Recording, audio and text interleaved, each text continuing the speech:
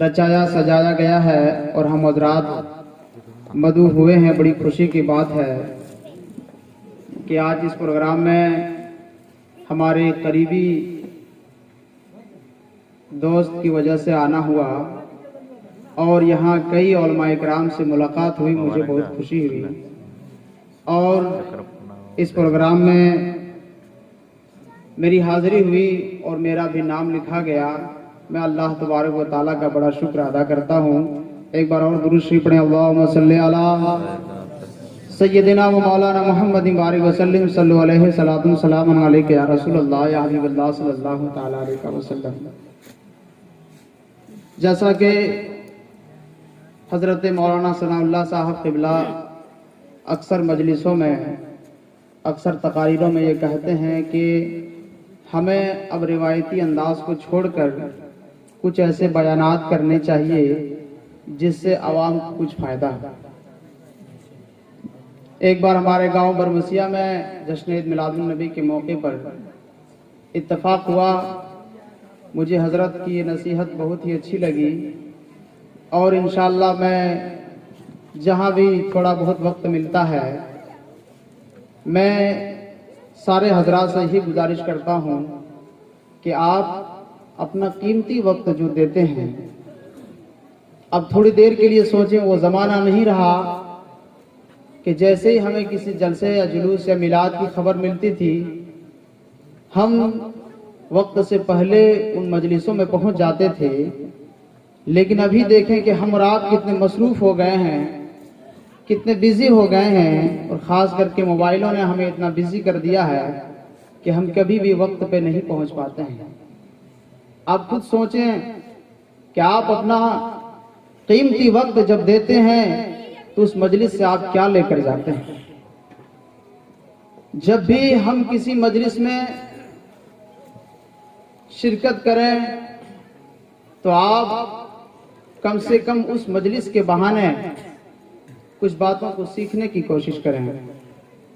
आप self assessment यानी खुद एहतसाब, जिसे खुद एहतसाबी कहते हैं, अपने आप से सवाल करें कि हमने 4 घंटा 5 घंटा जो मजलिस में वक्त दिया वहां से मैंने कौन सी बातें सीखी, और जो बातें आप नहीं सीख सकते हैं, एक बहुत बड़ा जरिया जो आपके पास मोबाइल है, जो कई सारे लोग अभी रिकॉर्डिंग कर रहे हैं, तो इस रिकॉर्डिंग को आप सिर्फ इस हैसियत से रिकॉर्डिंग ना करें कि एक फैशन बन गया है कि हर मजलिस में कुछ न कुछ रिकॉर्डिंग होती है, बल्कि आप इसे मेमोरी के तौर पर, याददाश्त के तौर पर दोबारा रिवाइज भी करें और उन उलमाए किराम की बातों को जो आप समझ नहीं पाए थे फर्स्ट टाइम, उसे दोबारा सुने और उन बातों को याद करने की कोशिश करें और अपने जहन में भी बैठाने की कोशिश करें।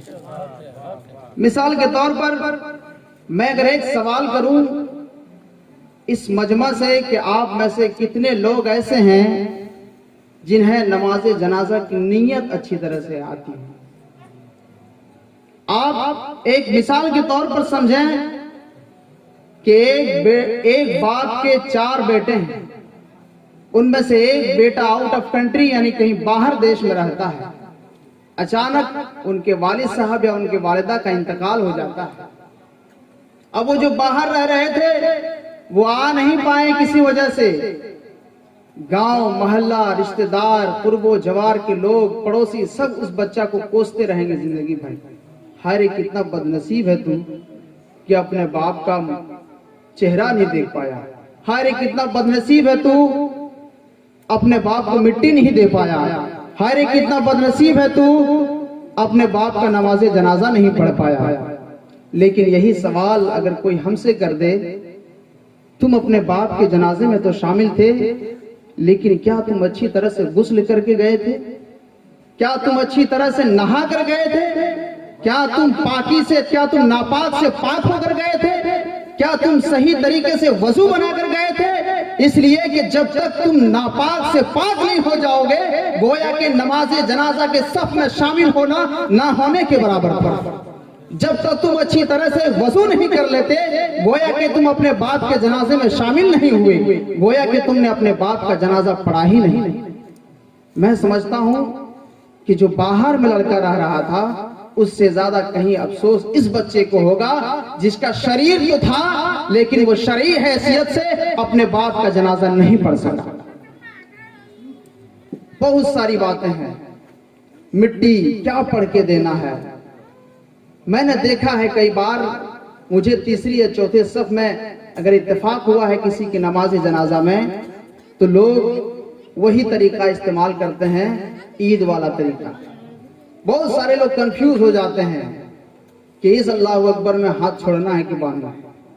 صحیح بتا رہا ہوں، اس اللہ اکبر میں ہاتھ چھوڑنا ہے کہ باندھنا ہے، کیونکہ نماز عید والی نماز میں اس نماز سے پہلے وہ ساری تیاریاں کرتا ہے، چپل سے لے کر جوتا سے لے کر موزہ سے لے کر ٹوپی تک سب نیا نیا خریدتا ہے، لیکن کبھی اسے 5 منٹ کا موقع نہیں ملتا ہے کہ چلو ذرا نماز عید کی نماز پڑھنے کا طریقہ میں ایک بار دیکھ لیں۔ بالکل وہ دیکھتا ہے آگے والے کو، اب آگے صف میں جو رہتا ہے ہم کو نہیں پتا کہ وہ امام کو دیکھتا یا نہیں دیکھتا ہے، لیکن دوسرے والے، تیسرے والے، چوتھے والے، ہر کوئی اپنے آگے والے کو دیکھتا ہے کہ اس میں باندھا ہے کہ چھوڑا ہے۔ اللہ اکبر۔ آج ہماری حالت یہ ہے، یہ لاؤڈ اسپیکر، یہ مائک کیوں لایا گیا ہے؟ کیا بغیر مائک کا میلاد نہیں ہوتا؟ کیا جن کے لیے علماء کرام بلائے گئے ہیں، جن کے لیے قرآن خوانی ہوئی، جن کے لیے قرآن و حدیث کی اتنی دیر سے باتیں ہو رہی ہیں، کیا اس مردے کو ثواب نہیں پہنچتا کہ نہیں پہنچتا؟ لیکن یہ اسپیکر، یہ لاؤڈ اسپیکر، یہ آواز صرف آپ کے لیے، اور آپ ہے کہ کوئی اونگ رہے ہیں، کوئی پیر پہ پیر دھر کے بیٹھا ہوا ہے۔ ایک ایسی اوسی کوئی مجلس نہیں، یہ ہمارے نبی محمد رسول اللہ صلی اللہ تعالی علیہ وسلم کی مجلس ہے۔ یہاں پر انہیں کے سارے فرمان قرآن و حدیث کی بات ہو رہی ہے۔ چہرے پہ ایسا جغرافیہ بنائیے گا، ایسا لگتا ہے کہ یہ گھر والے آپ کے والد صاحب کے 40ویں میں گئے تھے اس لیے آپ آئے ہیں، یہ گھر والے آپ کے والد صاحب کے جنازے میں گئے تھے اسی لیے آپ آئے ہیں۔ ایسا نہیں، بلکہ فرمان مصطفیٰ اور فرمان خدا کو فالو کیجئے اور اس اعتبار سے آئیے، انشاءاللہ خوشی خوشی آئیے گا تو آپ کو بھی ثواب ملے گا اور انشاءاللہ آپ کے ذہن و دماغ میں وہ باتیں نہیں بیٹھیں۔ اس لیے میں گزارش کروں گا، میں بہت بڑا مقرر بھی نہیں ہوں اور میں انداز بھی نہیں جانتا ہوں، اس لیے کہ سب لائن سے تھوڑا سا طالب علم کے زمانے ہی سے دور رہا ہوں۔ میں علماء کرام سے بھی معذرت چاہتا ہوں اور آپ حضرات سے بھی چاہتا ہوں کہ ہو سکتا ہے کہ میرا انداز آپ کو اچھا نہ لگے، لیکن آپ اگر ان باتوں کو اپنے ذہن و دماغ میں رکھیں گے تو انشاءاللہ آپ سے آپ کے بچے بھی سیکھیں گے اور ہماری نسلیں سدھرتی ہوئی نظر آئے گی۔ درود شریف پڑھی، اللہم صلی علی سیدنا و مولانا محمد بارک وسلم، صلو علیہ الصلوۃ والسلام علیک یا رسول اللہ یا حبیب اللہ صلی اللہ تعالی علیہ وسلم۔ جب تک آپ خود احتسابی نہیں کیجئے گا، جب تک آپ اپنے ضمیر کو جھانک کر نہیں دیکھیے گا، جب تک آپ اپنے آپ کو جھانک کر نہیں دیکھیے گا، تب تک آپ کی غلطیاں دور نہیں ہو سکتی۔ حضرت علی رضی اللہ تعالیٰ عنہ فرماتے ہیں کہ جس دن سے بندہ اپنے گناہوں کو اور اپنی غلطیوں کو دیکھنا شروع کر دے گا، اس دن سے انہیں دوسروں کی غلطیاں دکھائی نہیں دے گی۔ اللہ اکبر۔ لیکن آج ہم دوسرے کو کمیاں نکالنے میں، دوسرے کی کمیاں نکالنے میں لگے ہیں۔ ہمارے اندر اتنی کمیاں ہیں، اتنی برائیاں ہیں کہ ہم اپنی کمیوں کو نہیں دیکھتے ہیں۔ آپ ذرا سوچیں کہ ہم اس دنیا میں نہ جانے کتنے طرح کی مجلسوں میں شرکت کرتے ہیں۔ بچہ پیدا ہوا تو عقیقے کی مجلس میں، پھر ختنہ ہوا تو ختنے کی مجلس میں، شادی بیاہ ہے تو اس کے مجلس میں، کوئی بچہ باہر سے دستار لے کر آیا تو اس مجلس میں، کوئی انتقال کر گئے تو اس مجلس میں۔ میں سمجھتا ہوں کہ ہمارے یہاں بڑے آسانی سے اتنی مجلسیں ہو جاتی ہیں اور بڑے آسانی سے قرآن و حدیث کے حوالے سے اتنی باتیں مل جاتی ہیں کہ اگر انشاءاللہ ان مجلسوں میں اگر ہم اچھی نیتوں کے ساتھ بیٹھیں گے تو یوں ہی ہمیں اپنی ضرورت کے مطابق بہت سارے مسئلے مسائل معلوم ہو جائیں گے۔ لیکن ہم نے ایک فیشن بنا لیا ہے کہ بس مجلس میں جانا ہے، بیٹھنا ہے، آ جانا ہے، اور جو صاحب خانہ ہے انہیں سلام و جواب کر کے چہرہ دکھا کے آ جانا ہے۔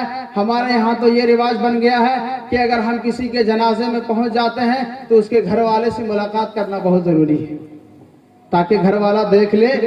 اگرچہ ہم قبرستان میں پہنچ رہے ہیں، جنازہ لے جانے کے بعد پہنچ رہے ہیں، پھر بھی کھوج کے اس کے گھر والے کو ملتے ہیں۔ ہم مانتے ہیں کہ ملنا ہے، تسلی دینا ہے، ان کو صبر دینا ہے، ضروری ہے، ملنا چاہیے، لیکن ہماری نیتیں یہ رہتی ہے تاکہ وہ دیکھ لے کہ ہم اس کے والد یا اس کے والدہ کے جنازے میں آئے تھے۔ کیا اسی کا نام اسلام ہے؟ کیا اسی کا نام مسلمان ہے؟ کیا آپ جس نبی کا کلمہ پڑھتے ہیں، کیا انہوں نے پوری زندگی یہی بتانے کے لیے ہمیں یہی بتاتے رہے اور کیا انہی باتیں پہ ہمیں عمل کرنا ہے؟ اللہ اکبر، ایسا نہیں ہے۔ بلکہ ابھی آپ نے سماعت کیا مفتی صاحب قبلہ سے کہ جو جنازے میں شرکت کرتے ہیں ان کو کتنا ثواب ملتا ہے۔ سنا کہ نہیں سنا؟ ارے سنا کہ نہیں سنا؟ بولیے نا ایک بار، ہاں ضرور سنا، بولیے نا سنا کہ نہیں سنا؟ جو جنازے کی نماز میں شرکت کرتے ہیں انہیں کتنا ثواب ملتا ہے، اور جنازے کے بعد جو قبر میں مٹی ڈالتے ہیں انہیں کتنا ثواب ملتا ہے۔ بولیے سبحان اللہ۔ لیکن آج روایتی انداز میں ہم چلے جا رہے ہیں، دنیا کہاں سے کہاں تک پہنچ گئی۔ ایک BSNL کا ٹیلی فون سے لے کر ہم اینڈرائڈ میں آ گئے ہیں۔ آج دیکھیے گھر بیٹھے ہم شاپنگ کر رہے ہیں۔ آج دیکھیے آپ کا بچہ کل کہاں تھا، آج کہاں پہنچ گیا ہے، لیکن ہماری روایت وہی رہی ہے۔ ہم دیکھ کے نیت باندھیں گے، دیکھ کے ہاتھ اٹھائیں گے اور دیکھ کے رکوع کریں گے اور دیکھ کے سجدہ کریں گے۔ اللہ اکبر۔ آپ خود احساس کیجیے، آپ کے سبحان اللہ، آپ پر بھی اتنی ذمہ داری ہے، دین کا سیکھنا، اس پر عمل کرنا۔ کل قیامت کے دن اینڈرائیڈ والے زمانہ جتنے لوگوں نے پایا ہے، چاہے وہ بوڑھے ہوں چاہے جوان ہوں، کل قیامت کے دن ان لوگوں سے الگ حساب ہے، اس لیے کہ اینڈرائیڈ موبائل بھی ایک تعلیم کا بہت بڑا ذریعہ ہے۔ اگر آپ اس اینڈرائیڈ موبائل سے گوگل کے ذریعے حروف تہجیہ میں سے کسی ایک کا مخرج اگر پوچھیں گے تو وہ بتائے گا آپ کو اس کا مخرج کیا ہے۔ اگر آپ موبائل سے پوچھیں گے کہ فجر کی نماز کی فرض کی نیت کیا ہے تو وہ آپ کو بتائے گا۔ اگر آپ اس سے پوچھیں گے نماز جنازہ کیسی پڑھنی چاہیے تو وہ آپ کو بتائے گا۔ آپ اگر اس سے پوچھیں گے کہ مٹی کو قبر میں مٹی ڈالتے وقت کیا پڑھنا چاہیے تو وہ آپ کو بتائے گا۔ لیکن جب قیامت کے دن آپ سے سوال کیا جائے گا تو آپ یہ کہیے گا کہ مجھے نہیں معلوم تھا، تو کیا آپ سے سوال نہیں ہوگا؟ ضرور سوال ہوگا، کوئی عذر قبول نہیں کی جائے گی۔ اس لیے آئیے، دنیا کہاں سے کہاں پہنچ گئی ہے۔ آپ ہر ہاتھ میں موبائل ہے، ہر موبائل انٹرنیٹ سے جڑا ہوا ہے، اور ہم مسلمان اور ہمارے مسلمان کے بچے سب سے زیادہ موبائل اور انٹرنیٹ سے بگڑ رہے ہیں۔ اس کے ذمہ دار بھی ہم اور آپ۔ یاد رکھیے کہ اللہ تبارک و تعالیٰ نے آپ کو ذمہ داری دی ہے کہ آپ خود گناہوں سے بچیں اور اپنے بچوں کو بھی بچائیں۔ معاشرے میں، سماج میں، سوسائٹی میں جب کوئی باپ بن جاتا ہے تو بڑے فخر سے کہتا ہے کہ اب میں باپ بن گیا ہوں، بڑی ذمہ داری آ گئی ہے۔ سماجی کے اعتبار سے، سوسائٹی کے اعتبار سے آپ پر اگر ذمہ داری آئی ہے تو شرعی اعتبار سے بھی اللہ تبارک و تعالیٰ نے آپ کو ذمہ داریاں آپ کے اوپر بڑھا دی۔ اس لیے آج ہمارے بچے، میں جس محلے سے گزرتا ہوں، مغرب کے بعد کچھ بچوں کی جھونڈ دیکھتے ہیں اور وہ موبائل لے کے پیٹ پاٹ کیے رہتے ہیں۔ قسم خدا کی میں کہتا ہوں کہ گارجین اگر سخت ہو جائیں تو وہ بچے موبائل دیکھنا، موبائل میں گیم کھیلنا بند کر دیں گے۔ اور یاد رکھیے گا، جس طرح کوئی گناہ کا چیز آپ گھر میں خرید کے لاتے ہیں اور آپ کے مرنے کے بعد وہ چیز رہ جاتی ہے، تو جب تک وہ چیز گناہ کی چیز رہتی ہے تب تک آپ کو اس کا گناہ ملتا رہے گا۔ اسی طرح اگر آپ ناسمجھ بچوں کو موبائل دیتے ہیں، اگر وہ بچہ اس موبائل کی وجہ سے کوئی بڑا گناہ کرتا ہے تو اس گناہ کا ذمہ دار اس کے والدین ہوں۔ لیکن ہمیں اتنا شعور کہاں ہے؟ بچہ اگر رو رہا ہے تو موبائل پکڑا دیتے ہیں کہ تھوڑی دیر کے لیے تو بچہ چپ ہو جائے گا۔ یہاں تک کہ کسی گھر میں بچوں کی یہ بری عادت لگ گئی ہے کہ جب تک اس کے بچے کو کارٹون چالو کر کے نہ دیں تب تک اس کا بچہ ایک نوالا بھی نہیں لیتا۔ اللہ اکبر! یہ ہے مسلمان، یہ ہے نبی کا کلمہ پڑھنے والے، یہ ہیں پورے تاریخ اسلام کا مطالعہ کرنے والے، جو ایسی حرکتیں کر رہے ہیں جس سے ہمارے بچے بھی بگڑ رہے ہیں اور ہمارا معاشرہ بھی بگڑ رہا ہے۔ گفتگو کا مقام نہیں ہے۔ انشاءاللہ ہم جس مجلس میں شرکت کرتے ہیں اس مجلس کی نیت سے ہمیں آنا چاہیے۔ عقیقے کے پروگرام میں شرکت کرتے ہیں تو بچے کے لیے کچھ کپڑا کچھ گفٹ لے کر آتے ہیں، کسی کے شادی میں جاتے ہیں تو کپڑا شپڑا مٹھائی اٹھائی لے کے آتے ہیں۔ جب آپ 40ویں یا تیجے یا چہارم کے موقع پہ آتے ہیں تو آپ کیا گفٹ لے کر آئے ہیں؟ کتنے لوگ گفٹ لے کر آئے؟ ذرا ہاتھ اٹھا دیجئے۔ اللہ اکبر، اتنی بڑی مجلس میں کوئی نہیں۔ اس مجلس میں بھی آپ کو کچھ تحفہ اور کچھ گفٹ لے کر آنا ہے۔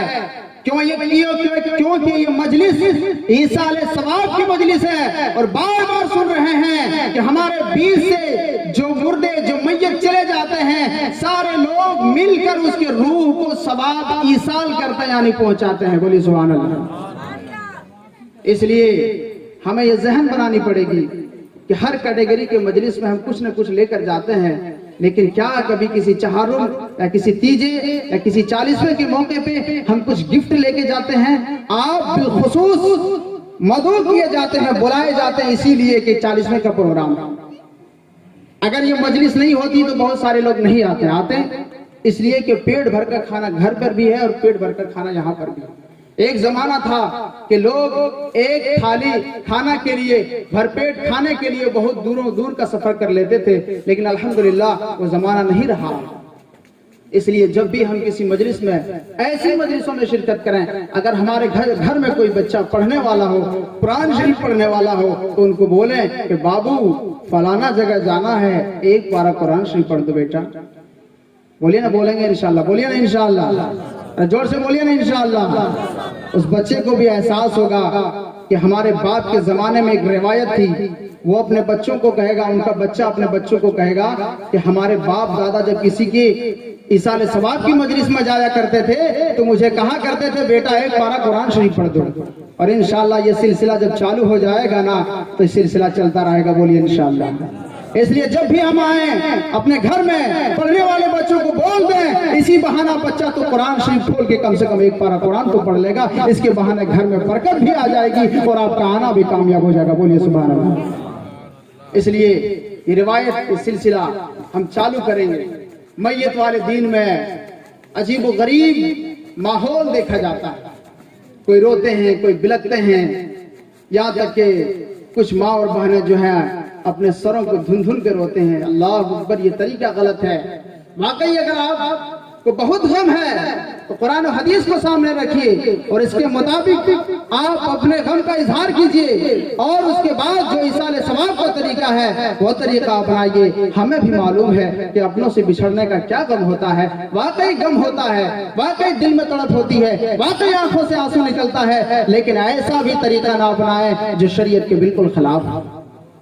اس لیے ماں اور بہنوں سے بھی گزارش ہے کہ آپ بھی جب ایسی مجلسوں میں شرکت کریں، الحمدللہ لڑکوں سے زیادہ آپ لوگ قرآن شریف پڑھی ہوتی ہیں، اس لیے کہ گھر والے اپنی بچیوں کو ضرور قرآن کی تعلیم دیتے ہیں۔ آپ قرآن کا تحفہ لے کر آئیے، کلمہ کا تحفہ لے کر آئیے، سورتوں کا تحفہ لے کر آئیے، اور آپ جو ہے تسبیح و تحلیل کا تحفہ لے کر آئیے، اور مجلس کے آخر میں جب دعا ہو تو آپ اپنے کاغذ میں لکھ کر دے دیں، کسی سے کہلا دیں میری طرف سے اتنا، میری طرف سے اتنا، انشاءاللہ آپ کا آنا بھی کامیاب ہوگا اور یہاں میت کے لیے ایصال ثواب میں اضافہ ہوگا۔ بولیے انشاءاللہ۔ استغفر اللہ ربی من کل ذنب واتوب الیہ۔ آئیے ہم اور آپ سب مل کر کلمہ شریف کا ورد کر لیں تاکہ اسی بہانے ہم میت کو کچھ ایصال ثواب کر لیں۔ پڑھیے بسم اللہ الرحمن الرحیم۔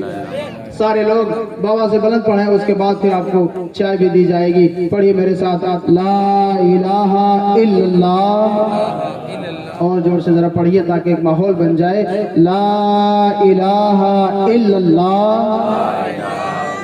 محمد رسول اللہ صلی اللہ تعالی علیہ وسلم۔ لا الہ الا اللہ محمد رسول اللہ صلی اللہ تعالی علیہ وسلم۔ آخر میں جب دعا ہو تو آپ حضرات دل میں یہ نیت کریں کہ یا